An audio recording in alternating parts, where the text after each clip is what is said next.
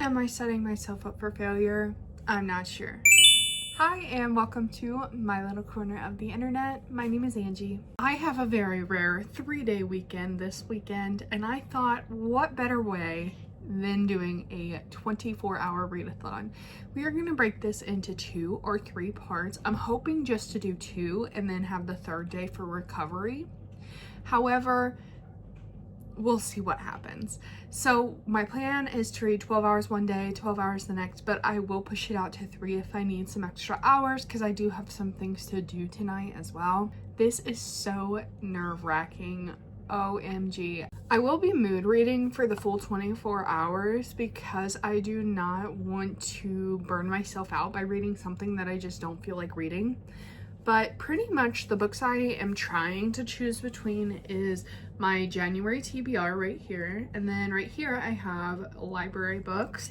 And then on my Kindle I have NetGalley reads that I was given to by publisher. Some have already been published, some haven't. So I want to focus on those 3 groups the most. But if I just am not sitting right with anything, I'll move to the rest of my shelves. I am so sorry if you can hear those kittens. We do have a litter of Maine Coon kittens right now, and their mama just walked away from them, so they are crying for her to come back. For my first read, I don't feel like I'm feeling any particular genre. I think I'm just going to have a look at my shelves and see what I'm just gravitating towards.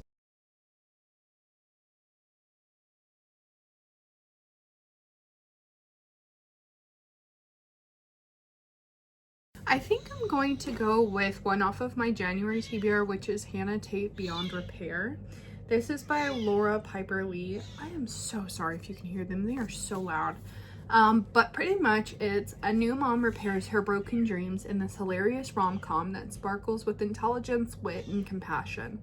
Hannah Tate can hardly believe her sleep-deprived eyes when she finds an engagement ring hidden in the closet. Killian, her super responsible, incredibly attractive boyfriend and father of her new baby, Bowie, is finally going to propose. But a romantic night out goes horribly wrong when Killian reveals he's dumping Hannah, not proposing. Furious and heartbroken, Hannah takes Bowie and moves in with her mama and stepdaddy in the mountains of Blue Ridge, Georgia. Hannah realizes that her parents' cabin has vacation property gold written all over it and could save her mama from going broke again. Only problem? The cabin's decor is mildly terrifying and it is desperate need of renovation. Hannah tries the hot carpenter living in the treehouse next door to fix up the place. Not only does River respect Hannah's business, he looks at her like she's a woman, not a hot mess. And Hannah cannot deny that River awakens something new inside of her. Can Hannah embrace a future that looks different from the picture-perfect family she once dreamed, and maybe start living on her own terms? I think that sounds so different and so cute, and I love the little baby handprints right here. I think that's adorable. I don't feel like I've ever read any book that had a baby in it. Like, I have always read like the pregnancy trope and stuff, but I don't think I've read one with an actual baby, so that will be interesting. But I'm going to go ahead and go deal with these kittens and then jump into this book.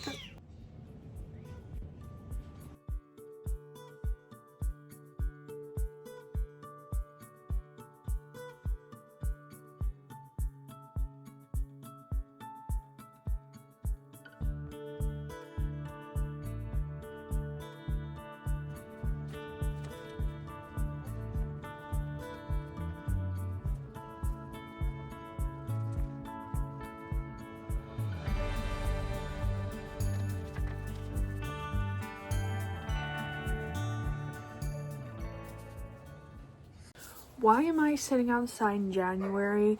Good question. It is cold. I should have put a jacket on, but it is too loud in my house. So here we are. So I'm about halfway through a Hannah Tate Beyond Repair, and I am so disappointed. Like, oh, I hate it because I was so thrilled to read this. I really was. After reading the synopsis, I was like, this is gonna be a masterpiece. And it's anything but. I kind of want to DNF it, but at the same time, I just kind of want to see what happens. Let me tell you my qualms with it. So number one, I know it's a playful thing, but her stepdad throughout the book, her friends, and like anybody that meets him refers to him as Big Daddy. And to me, to refer to your father as Big Daddy is icky. So I really don't like that. Then, like, she keeps making these remarks because she's breastfeeding. She'll keep making these remarks as like, they start liking the boobs young. Like, there should not be anything remotely sexual about breastfeeding. And I know some people make jokes like that, and maybe some people won't think it's sexual, but to me that just sounds disgusting. And that's coming from me, a mother. I don't know, that's just my opinion. But I also did not breastfeed. I chose to formula feed, so maybe it's a different ballpark, but I think that it sounds absolutely disgusting. And then the third thing is it's just so insta-lovey. Like, she just got her heart broken, and 2 days later, she's in love with the neighbor. So, I don't know. I'm gonna keep reading. I really do want to finish it, but depending on how this next section goes, I may DNF.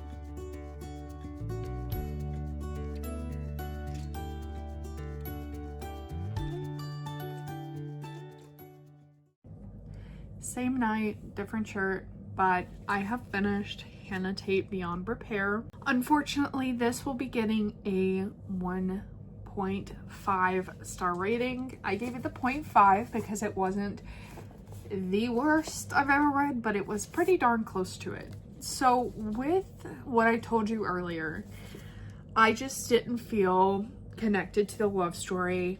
I found it super cringy, and I feel like I have a very high cringe meter tolerance, if that makes sense. Like, I can handle it for the most part, but this was just too much for me. The love story wasn't believable, and our female main character literally blamed everyone for everything and did not take accountability for themselves. I do like the lesson that it was trying to teach. However, it was like the main character didn't take any ownership in it, and it was just all of her friends and family that took that lesson. So, I don't know. I don't recommend. This is immediately going in my get rid of pile, and I am so sad about it because I was so excited. Also, the reason I didn't just go ahead and DNF is because it really bothers me to DNF a book. I did this thing last year where I told myself, you know, if the book is not good, just DNF it. And I did. But the problem with doing that is then I just convinced myself that I just wasn't in the mood to read it. So then if I don't get rid of it immediately, I tried to read it like 300 times and I never liked it. So I don't know. Pushing myself to just finish it in one go just makes it easier for me, if that makes sense. Also, I promise these kittens are getting taken care of. They just hear me in the room and they get excited because their eyes are open now, so then they want me, and they're currently trying to crawl towards me, so they're very cute, by the way. Why don't I just show you? Here's our very squeaky, loud Maine Coon. She is the one making all the noise. There's 6 of them. But this is our loud baby. She just wants her mom and her mom wants me. So that book took about 5 hours to read. So we have about 19 hours and 29 minutes left on our timer. I think I'm going to switch gears and switch to a thriller. This thriller is called With a Vengeance by Riley Sager. It's fairly new. It follows this girl who wants to get vengeance for something that happened to her family. So she invites this group of people on this train, and she is pretty much surprising them with, hey, you're going to jail. But then all of a sudden these people start dropping dead, and it's just kind of like a mystery, a little bit of a thriller element. I am mostly all the way through this book. I have about 40% left, but I feel like it's gonna fly by. It's about a 400-page book, but I have like 200-ish pages left, so I'm gonna go finish that out really quick and I'll be right back. I don't even know what to say right now. That was, oh my god, am I just hating books? 2.5 stars. The reveals did not feel satisfying to me. I couldn't even get myself interested at the beginning until like the 50% mark. From 60 to 100% what I read tonight, it was easier and it felt more fun, but it was not good by any means, and the reveal was just so boring. And every time it revealed something, it'd be like, ha, I lied, here's the real reveal, like 30 times.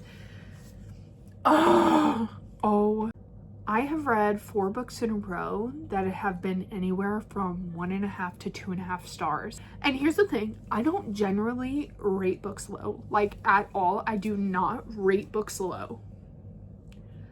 And I must be on a killing streak this year, and I'm not even trying to, like, I'm looking for the absolute most redeemable qualities that I can possibly find, and these books just have not had any. I need a good book. I need a good book because we are really not kicking off this 24-hour readathon very well.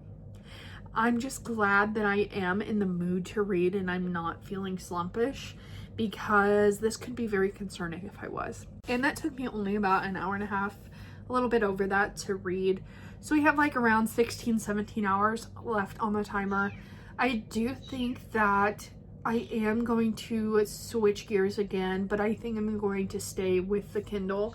I do want to read one of the ARC copies that I have on NetGalley, just to start working on those. So let me pick one out.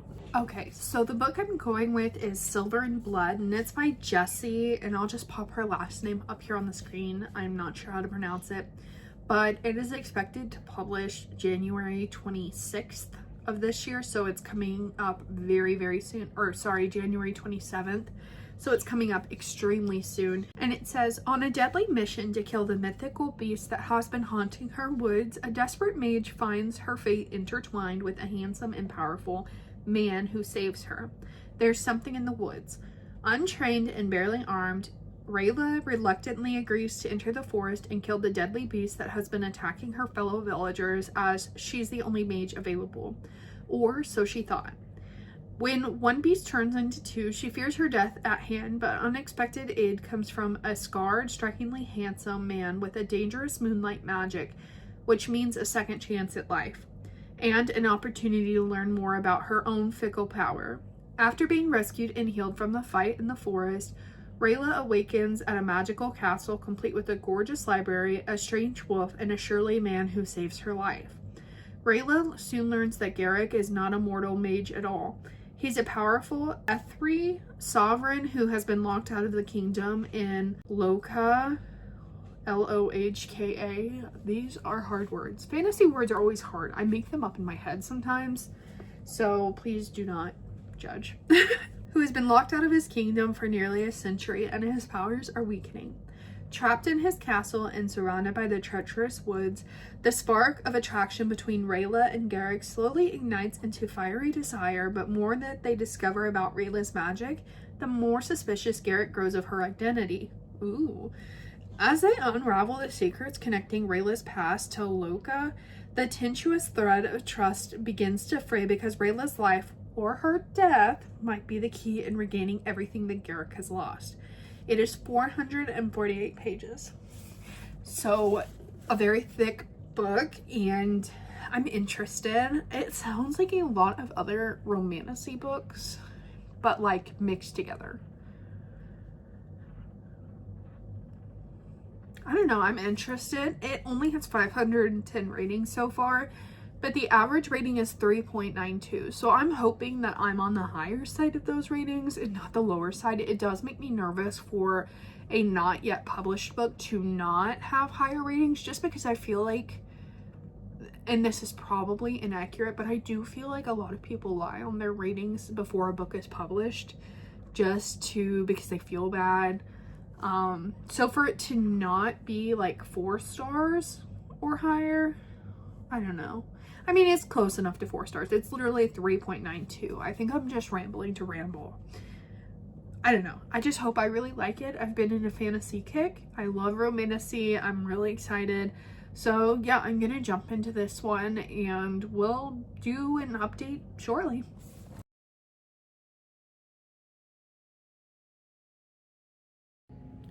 Good morning. It's the next day, literally like 5 a.m. at this point. I have been reading for about an hour. Yes, I've been up since 4:30. No, I shouldn't have. I don't know why. I just wanted to get a majority of my reading out of the way before my toddler woke up. But I am gagged. Oh my word. It is so good. I can't even describe to you how this feels right now. The tension, the banter, the hurt, the discoveries. Oh, I'm eating it up. This may be the redeeming book of this video because the other ones just were not that great. But this one, I'm so ecstatic. And this book comes out in just a couple days, and it may be out by the time I post this. I'm not sure. But oh my god, it's so good. And I can't say anything, but like, a morally gray man that yearns, you know? Do anything to defend his kingdom. It's so good. And then like the discoveries, or you're just like, oh, like there's already so many revelations just 50% in. I cannot imagine how this is going to continue or go. And I'm nervous because I think, well, like most fantasy series have multiple books, and this is obviously the first book, and this book hasn't even released yet. I don't know. I'm excited though. I'm really excited. I feel like I'm gonna have to buy a physical copy of this book because I want to display it, but I'm gonna have to talk myself out of it because I'm trying to be conscious about the books I'm buying, especially if I've already read them. I don't know. I'm gonna continue and just see how far we can get, where we're gonna go with it. Yeah.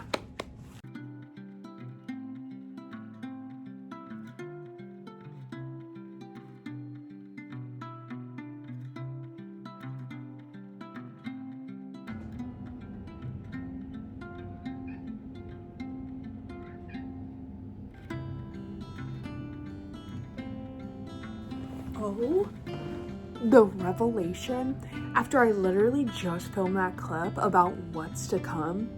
I could not have seen this coming.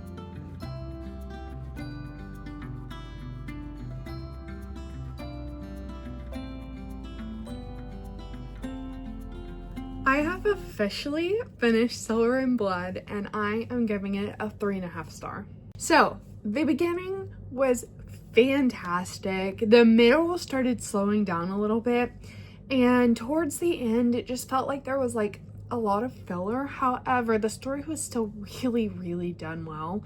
And I think the ending wrapped up very nicely and set up perfectly for a second book. So overall, it was not my favorite. I still highly recommend it. I still really love it. I felt like it does take A Court of Thorns and Roses and other just well-known fantasy series and kind of like takes those elements but then makes its own story, which I really, really love. I felt like some of the reveals were super interesting, and just the way that the story was told was really good. I do feel like there could have been a couple key areas where the story was stronger, but other than that, I mean, I really do recommend it. It felt like it was a little bit lengthy compared to the story that it was telling, but again, that's where I was talking about like the filler aspects. Now, what I really did like, Rayla was told to be a character that didn't really have much powers and she wasn't that strong, but it did not describe her as weak and frail. Upon learning about her powers, she didn't immediately become this big, strong person. She wasn't looked at as weak and frail, and she wasn't looked at as strong and mighty. She was literally just an average girl trying to learn how to utilize her powers, which I really loved. I also love that the love interest did not just immediately one day of meeting go, okay, we're in love, we're set for life. Like, they literally had so many trust issues throughout the book that they had to work through, which you don't see a lot in fantasy. I feel like generally in fantasy they're like, oh, we're mates, and then they're together. And this story was like, oh, I'm really attracted to her, but I don't know if I can trust her. We need to do this, this, and this and see if we can trust her. Or I can't really trust him. I wonder if he would betray me in this situation, which I loved. Like, I loved that there was hurt and betrayal and that they had to learn to trust each other. I just found that to be super interesting and super different. So again, overall, I'm giving this a 3.5 star. I highly recommend it. It comes out or came out on January 26th or 27th. I'm not too sure. I'll pop it up here. But yeah, I say go pick it up. It's really, really good. And for the next book we are reading, we are going to be jumping into Alchemy of Secrets by Stephanie Garber. Alchemy of Secrets follows a girl named Holland, and she goes to this folklore class that her professor teaches. She loves it, but it's about a bunch of myths and legends. Some people believe it's real, some people don't. And one of the myths they talk about is this person named the Watchman. And if you find the Watchman, he will tell you when you're gonna die. Holland finds him, and he tells her if she doesn't get the Alchemy of Secrets, that she will die at midnight tomorrow. And there is a whole lot of secrecy and mystery involved in this story, and I am super excited. I am the biggest fan of Caraval. I have read it. I've read the entire series, I think like 2 or 3 times at this point. I've been, like, the first time I read it, I was in like early high school when it first came out. And so I just love Stephanie Garber, and I cannot wait to see how I feel about this one. So I am ready to just dive in. I am halfway through Alchemy of Secrets. This video drastically improved. Oh, okay, listen. If you don't like Caraval or Once Upon a Broken Heart, you're probably not gonna like this. But if you do, you're gonna have another favorite on your hands, because this is so good. If you like the feeling of being at a carnival where, like, you know, like where you like feel like you don't know anything going on, like the world's a little bit fuzzy, but it's like at the same time you're like finding things out, and it, like, there's a mystery element, but it's like a fun mystery element, like where you're eating too many sweets. I feel like that just made it sound bad. What I'm trying to say is, if you liked the feelings that you received when you read Caraval, you're going to love this book. This book is so good. It's so interesting. It's so different. And I can't really say anything because, well, everything's a spoiler, but there's so many twists and turns, so many revelations. I am eating this up, and I am literally going to sit here and finish it. Like, I am not getting up until this book is done. So yeah, let's get to it.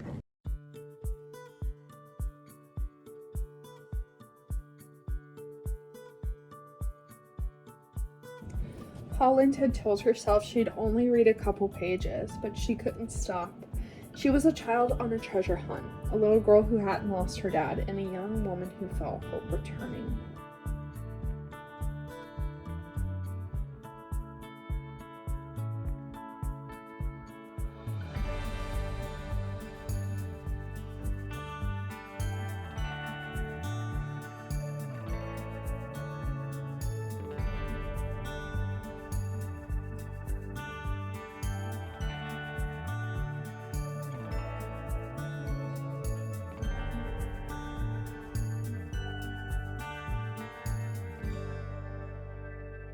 I am literally not sure why I expected this to be a standalone, but it's not. And there's another book, and the ending had me...